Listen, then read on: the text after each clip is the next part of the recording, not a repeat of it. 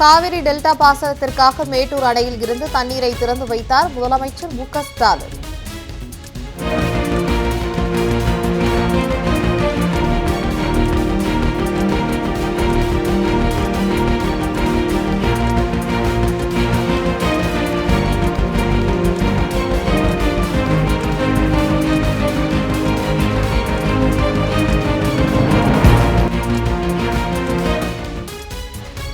மேட்டூர் அணை திறப்பால் 17.15 லட்சம் ஏக்கர் நிலங்கள் பாசன வசதி பெறும் என்று அதிகாரிகள் தகவல். மேட்டூரில் முதலமைச்சர் மு.க. ஸ்டாலினுக்கு சிறப்பான வரவேற்பு. சாலைகளில் இருபுறமும் பல்லாயிரக்கணக்கானோர் திரண்டு நின்று உற்சாகம்.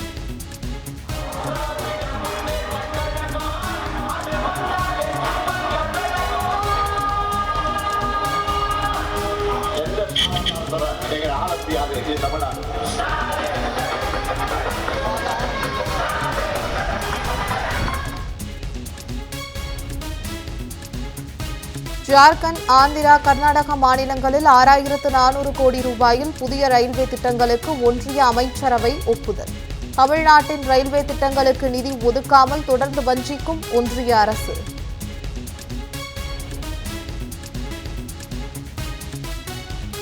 %33 மகளிர் இடஒதுக்கீடு சட்டத்தை அடுத்த நாடாளுமன்ற தேர்தலில் அமல்படுத்த திட்டம்.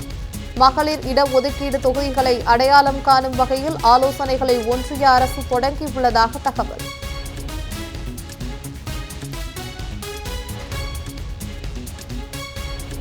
அமர்நாத் யாத்திரை பாதுகாப்புக்கு சென்ற 1300 BSF வீரர்களை அலைக்கழித்த ரயில்வே. பாழடைந்த ரயில் பெட்டிகளில் 3 நாள் தாமதமாக சென்ற அவலம்.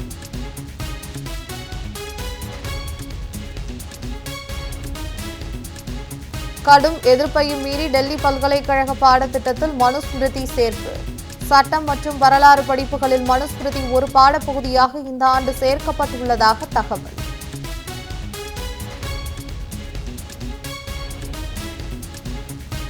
போராட்டத்தில் ஈடுபட்டவர்கள் கைது செய்யப்பட்டதை கண்டித்து பெண்கள் தீப்பந்தம் ஏந்தி பேரணி. மணிப்பூரில் அமைதி ஏற்படும் வரை குடியரசுத் தலைவர் ஆட்சியை நீட்டிக்க ஒன்றிய அரசு முடிவு.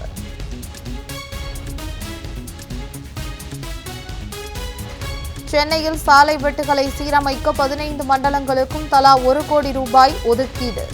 சென்னை மாநகராட்சி உத்தரவு.